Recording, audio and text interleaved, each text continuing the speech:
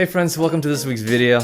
This week I'm kind of going into a little device that I've been using a lot with my social distancing socialing that I've been doing with my friends, and it's the Musin button. And it's this tiny little guy who's been able to provide us with a lot of portability and sound quality, and it's something that I really took for granted when I first bought it, but I've been really seeing the power of it recently. So I want to just really show you what this is about and if it's really worth the price tag at this size. But also, I do want to mention that I was going to show like the unboxing of this. It's something I did a long time ago, like probably like 9 months ago. No, even longer than that. Probably like, I think I got this like 18 months ago, something like that. And I initially unboxed it in a hotel room. It had some cool shots, but then looking back at it, I realized that I had like a terrible nail biting issue back then, and my fingers were mangled as F. And my friend Julianne probably would tell you that, yeah, they were not great shape. Doing better now. Maybe it's because there's no stress, or maybe just because I'm a little bit more regimented. But yeah, I'm not gonna show you that. That was gross. But anyway, let's get into the speaker.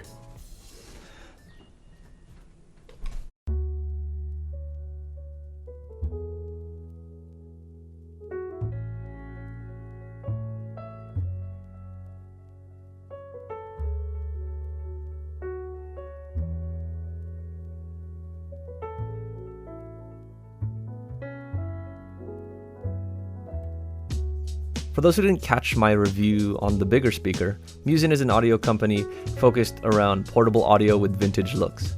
The button is their latest installment and is their smallest in their line, yet it still pumps out some solid sound despite its form factor. When I say small, I mean extremely small. The speaker is around the size of most true wireless earbud cases and is easily pocketable, making it a convenient way to share your music anywhere you meet your friends. The construction is a solid, pleasant-to-the-touch metal encasing with some lovely aesthetics. The dials and levers are also metal encased and are built pretty solid. The only gripe I have here is the on and off switch, which seems a little cheaper than everything else on the device. It's just a little bit too easy to flick back and forth, causing some accidental connects and disconnects, but otherwise everything is pretty solid. I like how they approach the design of this part, as it is muted and doesn't take away from the design language. It shows they didn't skip much on this device in terms of build.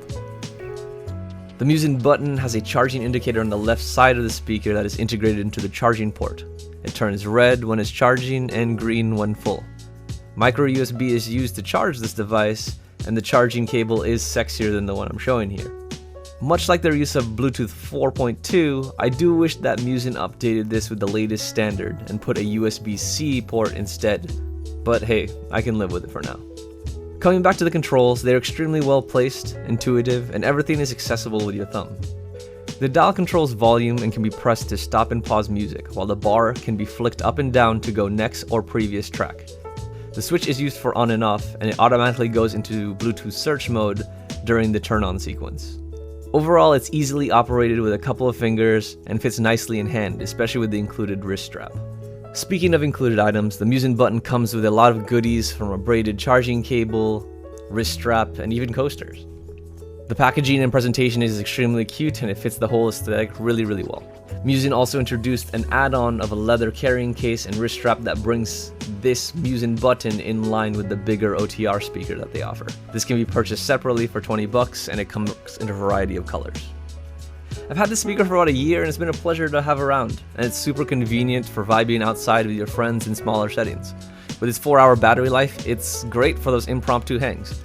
It's not gonna fill the whole backyard with sound, but it's perfect for a fire pit, picnic, lunch date, or any small circle socially distant get-together you have in mind. To really show this, the next section will go over how the button sounds at different volume levels, as well as how it performs against phone speakers and the JBL Flip 4.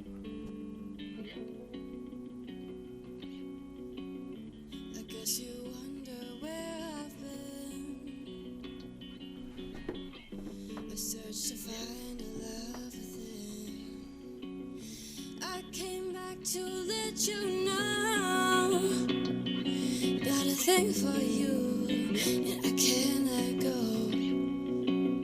go. My friends wonder what is wrong with me. Well, I'm in a daze from your love, you see. I came back to let you know. Got a thing for you, and I can't let go. Some people go around the world for love, yeah, they may never find what they dream of. What you won't do for love. You've tried everything, but you don't give up. In my world, only you. Sound held up pretty well at high volumes with minimal distortion.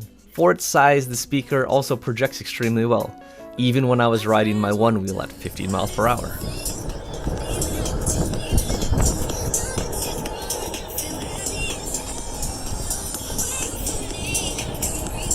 I love that it's loud enough to do that, and that situational awareness for cars without being that asshole on my bike annoying pedestrians with their 90s boombox of a speaker as they fly by. Plus, the fact that I control this with my thumb without looking at anything just gives me that added focus and control that I appreciate when navigating around cars. Commuting aside, let's compare the audio with some other alternatives people have lying around.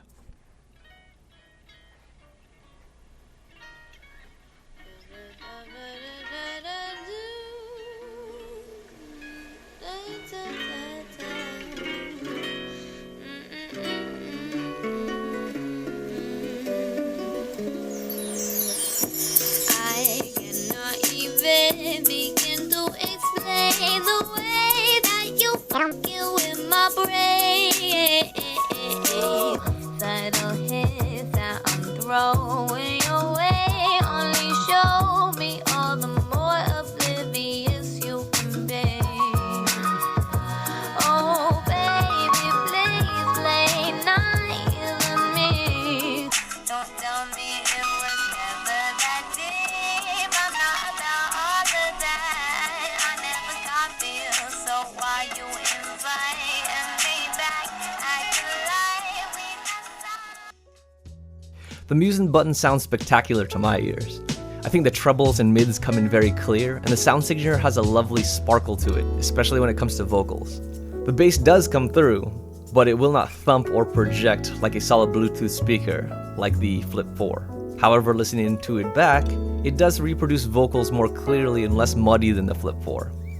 Speakers like the Flip 4 most likely will outperform it with isolation of frequencies and instruments due to having multiple speakers in their case, so very complex music probably will be reproduced better on the Flip 4. Obviously, both the button and the Flip 4 murder phone speakers to this test, so there's not much to speak on that take. Overall, I think Musin has introduced an interesting contender for the ultra portable sub $100 market, but that's also kind of where my final thoughts get complicated. Let me explain. So this guy's super dope. I love how handsome it looks, and for the size, the sound quality is amazing. That sparkle on the vocals is great, not gonna lie. So why am I hesitating around this? It's because the price point's 75 bucks. And again, that's not something that's gonna break the bank completely, but if your budget's strapped, this is not necessarily the cheapest speaker, and not the best quality speaker at 75 bucks in terms of sound. You can get bigger speakers that project better, some that have waterproofing, etc. But this is just a weird middle ground that it just works for me. I don't know why.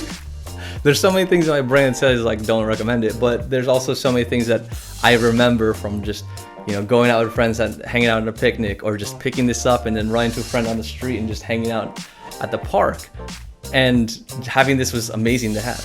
I've literally made some friends off of this thing, because while it's small and people are like, what is that thing? Once they hear the sound that comes out, they're super surprised.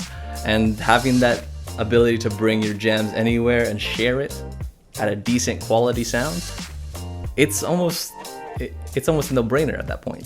However, to bring it back to reality, it is 75 bucks. So is it better than a speaker at 30 bucks that's bigger? Yeah, I think so. I think it sounds clearer. Is it better at 50 bucks? It beats a lot of $50 speakers. That again, they're gonna be bigger. But then that's when you start getting into if you're shopping smartly. Because if you get last gen's model of the Flip, so if you get the Flip 4 like I showed in this video, That's only like 50 or 60 bucks right now, and that has waterproofing, it has dedicated bass ports, it has a lot more features than this does. It even has like a microphone if you want to use it for conferencing, but it's much bigger. It's and again, if you want to spend $40 more, you can get the brand new version of it, or sorry, no, not, I think it's $70 more. You can get the brand new Flip 5, and that's gonna have the latest technology inside of it. But the reason why I keep coming back to this is because those are bigger speakers. I do use them for the beach when I need to project a little bit more. I do use them when I, need something more rugged. But this guy I can pocket. I can bring it along with my keys with no worries. I can put it anywhere. I can have music with me. And that convenience is just understated almost. Like, I just love that I could bring this out at any point and have a little jam sesh. And that's something, especially within this quarantine times, that I've found super fun. And again, like, it's just small enough where I can use it on my one wheel with no thoughts, and really, like, it's just enough sound for me and my bubble and not annoy everybody in the park. So as much as like there are parts of my brain that are telling me no, there's just more things in my brain and my experiences hanging around Boston that this is just telling me yes. So if you're thinking about it, I would say that if $75 is not so much and you are willing to take a little bit of a risk, you love the aesthetics of this thing, and just want a speaker that you can take anywhere, this is a good option. If you're more budget strapped and you want something that's a little bit more versatile, then definitely look at something like the JBL. Because I think that's just, it won't break as easy, it will be rugged, it has more features, it'll project more, and it's cheaper. But again, no knock on the button, because this thing's beautiful, and it's something I use a lot during the week. So I would say that there should be no hesitation in purchasing it unless you are budget strapped. So there's my dilemma. Sorry that was a harder recommendation than I wanted it to be, but it's the truth. Anyway, thank you guys so much for sticking around. I know I've been posting really aggressively recently, so this is like, what, day 4 since I posted my last one, but I think it's just because I was behind before, so I'm trying to catch up. And this one I already had on my plate. I just had to shoot the intro and outro. Again, I will be doing more stuff with my computer. If Newegg stops freaking around with my shipping and losing my packages, maybe I'll get a motherboard and maybe I'll build a computer someday. When that will be, I have no freaking clue, because it's not happened in the last 2 weeks. So maybe week 3 I'll get lucky. We'll see. Otherwise, I'll still shoot something around my computer, even though it's not the build. But I do have a topic in mind, so keep tuned for that. Otherwise, I've been really appreciating you guys engaging with me. I've been loving the comments recently. Subscribers have been going up great. And what is it, engagement? Oh man, you guys were watching a lot of hours of me. It's weird, but it's also awesome. We're getting close to the goals. But yes, appreciate you guys so much. And again, if you like what you saw, please consider liking, subscribing, commenting, doing all the things that you normally do on a video that you like and love. As always, appreciate you. Peace. It's love.